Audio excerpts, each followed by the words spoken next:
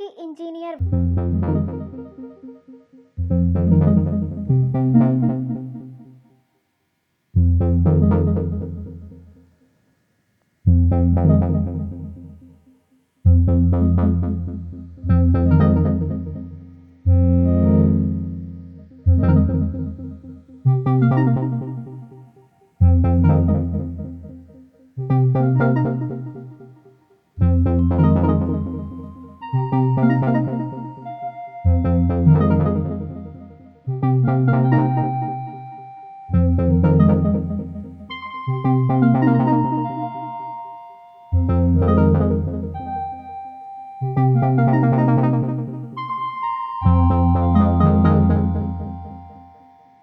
बिल्कुल अच्छी नहीं लगेगी।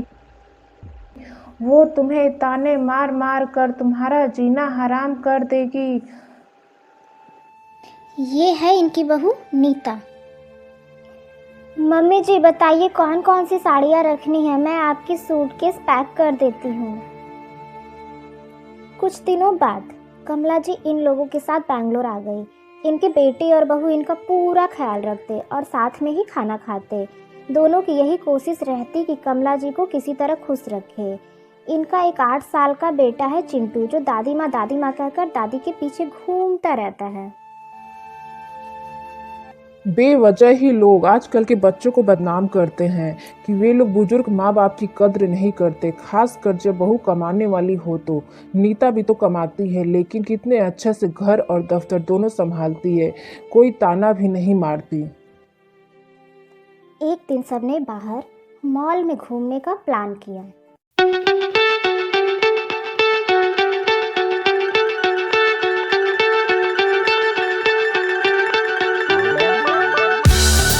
दादी माँ मुझे आइसक्रीम खानी है, दादी माँ प्लीज ले दीजिए ना। फिर क्या था, कमला जी के ऊपर तो मानो बिजली ही गिर गई, क्योंकि उनके पास तो पैसे थे ही नहीं।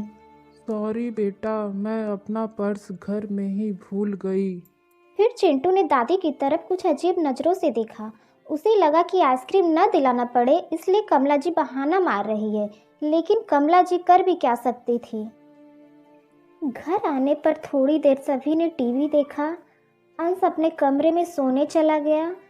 नीता चिंटू के कमरे में चिंटू को सुलाने के लिए चली जाती है, तो फिर चिंटू अपनी मम्मी से बोलता है, हाँ मम्मी, दादी बहुत कंजूस है। आज मैंने मॉल में दादी को बोला दादी मुझे आइसक्रीम दिला दो, तो दादी ने बोला मैं पर्स घर पर ही भूल आई। ये अच्छा बहाना है कि पर्स घर पर ही भूल आओ तो आइसक्रीम ही न दिलाना पड़े। ये क्या है चिंटू, दादी माँ के लिए ऐसा नहीं बोलते। तुम्हें नहीं पता कि दादी अभी कितने दुख में है। मम्मी दादी माँ को क्या दुख है? बेटा अभी तक दादी माँ और दादाजी गांव में एक साथ रहते थे। अब अचानक दादाजी हम सबको छोड़कर चले गए। जिस व्यक्ति के साथ हम 24 घंटे रहते हैं, साथ में खाना खाते हैं। सोचो अचानक तुम्हारे मम्मी पापा तुमसे बहुत दूर चले जाएं, इतनी दूर कि कभी वापस ना आए, तो क्या तुम्हें दुख नहीं होगा?